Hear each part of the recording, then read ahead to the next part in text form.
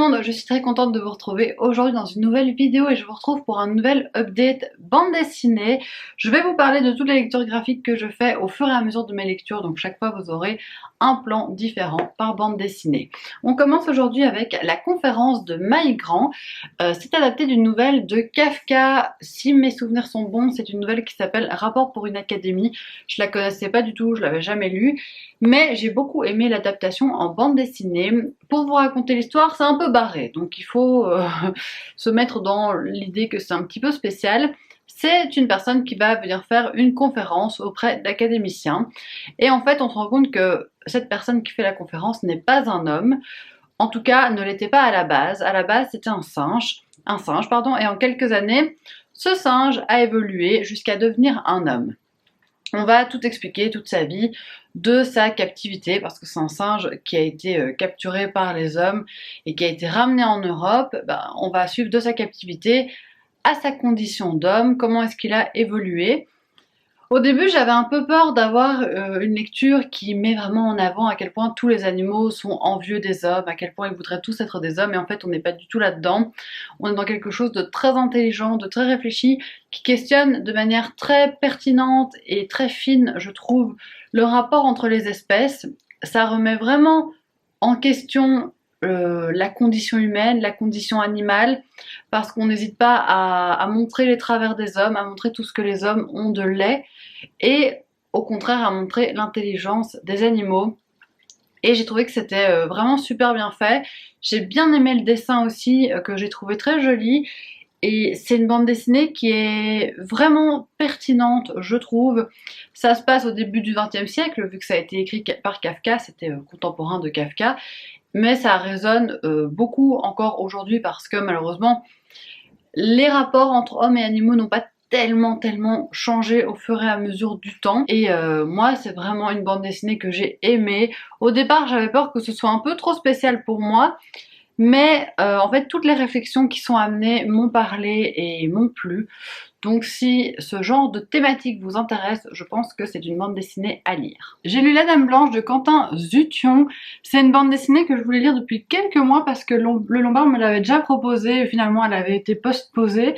Et donc j'étais ravie de pouvoir la découvrir. C'est l'histoire d'Estelle qui est soignante dans une maison de repos, un EHPAD comme vous dites en France. Et donc qui accompagne des personnes âgées dans leurs dernières années, dans leurs derniers jours, et qui assiste à pas mal de décès de ce fait. Elle a vraiment un métier super compliqué, un métier que les autres personnes de la population ne prennent pas vraiment en compte parce que on lui demande pas souvent comment elle va, comment elle se sent, comment ça se passe au boulot, parce que les gens tout simplement ne réalisent pas tout ce qu'elle accomplit au quotidien. Et on va rencontrer par ce biais plusieurs personnes âgées en fin de vie qui souffrent de maladies, notamment de démence sénile, d'Alzheimer, etc.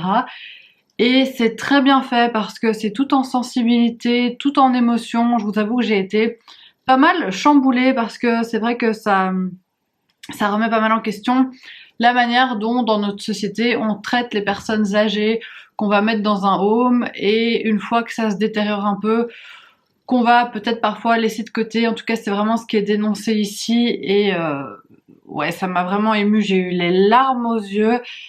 J'étais à deux doigts de pleurer. J'ai pas pleuré, mais ça s'est joué vraiment à peu.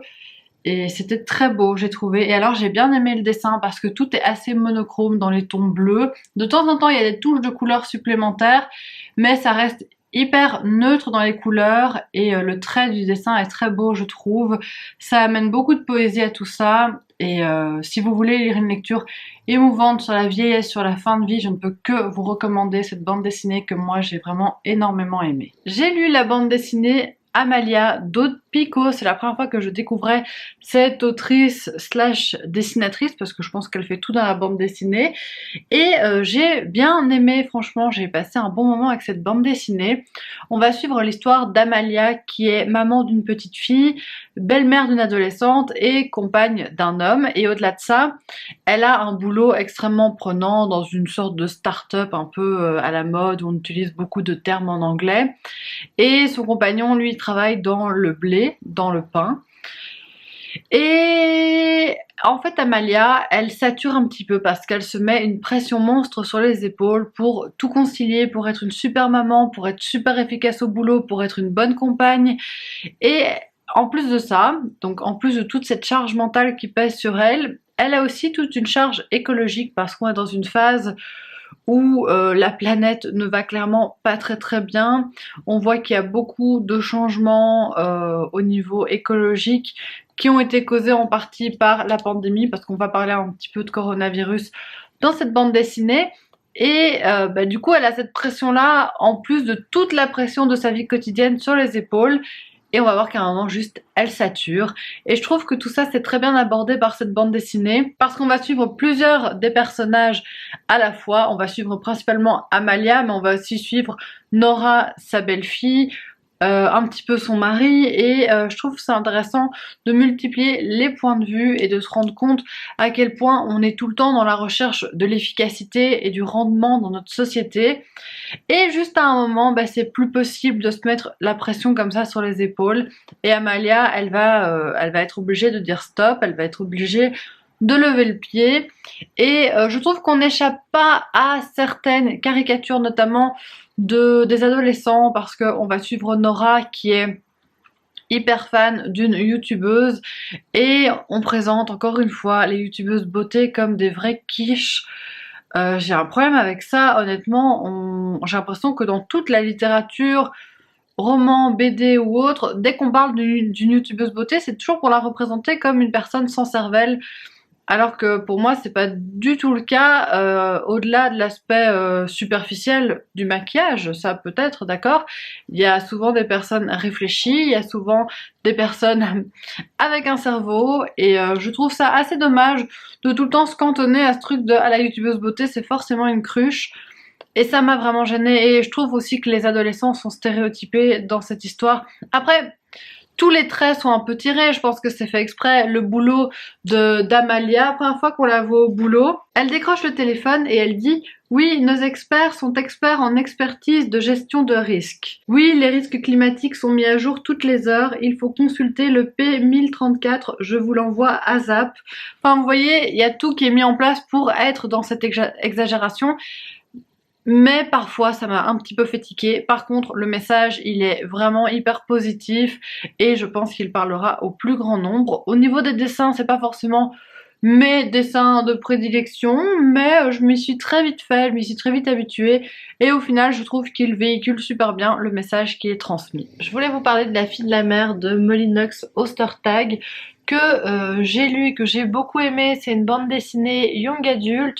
Je dirais que ça peut se lire à partir de 14-15 ans. Après, pour les adultes, ça passe très bien aussi. Moi, j'ai vraiment passé un bon moment avec ce roman graphique. En fait, on va suivre l'histoire de Morgane, qui vit sur une petite île avec sa mère et son frère. Ses parents ont divorcé, donc son père est parti. Et il y a une ambiance un peu tendue dans la maison, surtout avec son frère.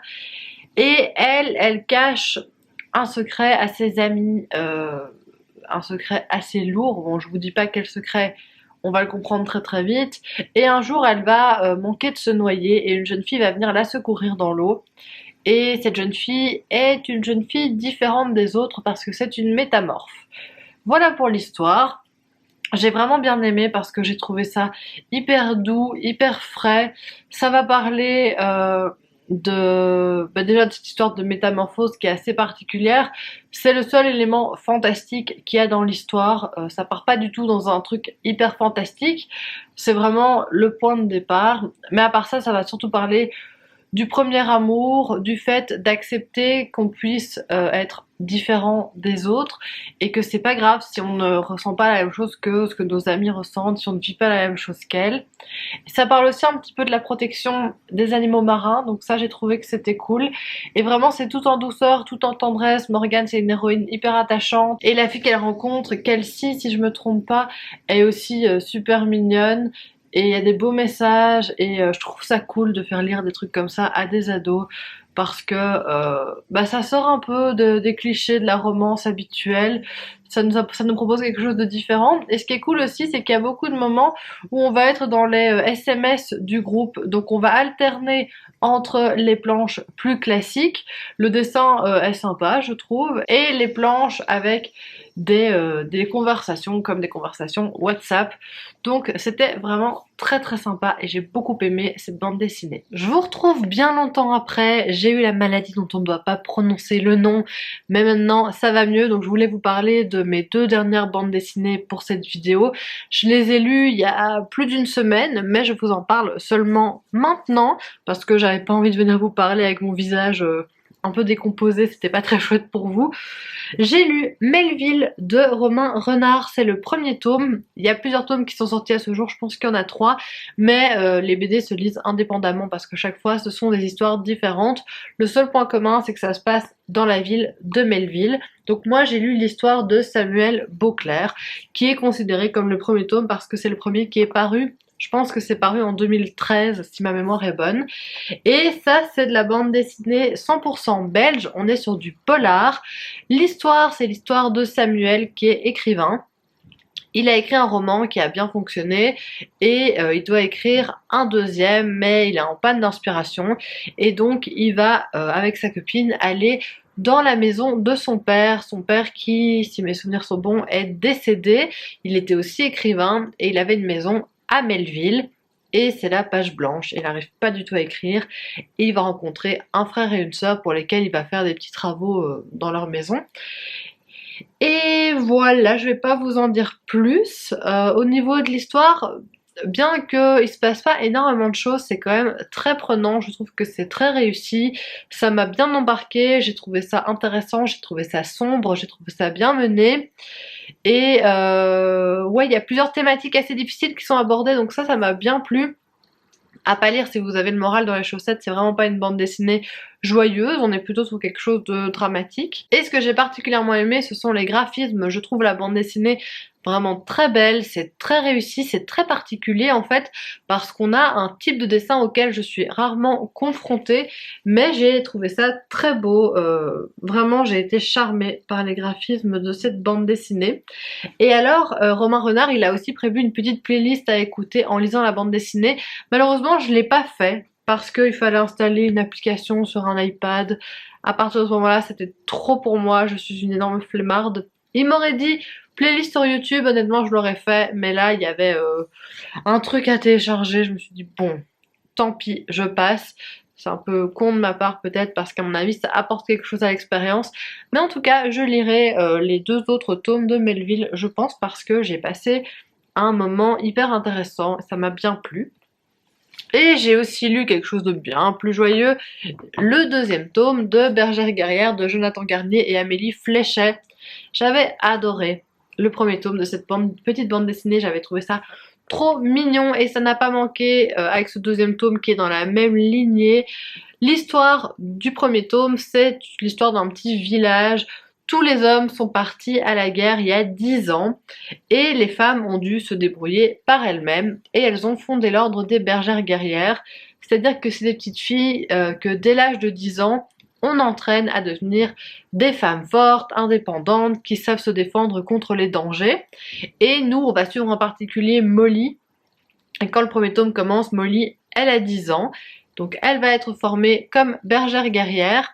Et c'est assez important parce qu'en plus c'est la dernière génération de petites filles avant un bon bout de temps à pouvoir être formées parce que comme les hommes sont partis à 10 ans, il n'y a plus d'enfants de moins de 10 ans. C'est super choupinou, les dessins je les adore, c'est magnifique, c'est doux, les animaux sont trop mignons, enfin moi je suis vraiment très friande de ce genre de dessin, ça me plaît beaucoup. Au niveau de l'histoire, on est dans quelque chose de plus dans l'action que le premier tome, parce que le premier tome il fallait poser l'univers, ici ça bouge beaucoup. Moi j'ai mieux aimé le premier tome, j'ai un peu moins aimé ce côté action, on commence vraiment une aventure, mais je suis impatiente de découvrir le tome suivant que je vais emprunter très prochainement. Et voilà, c'est tout pour cette vidéo, j'espère vraiment qu'elle vous aura plu, que ça vous aura intéressé, et moi je vous retrouve très bientôt dans une nouvelle vidéo. Gros bisous!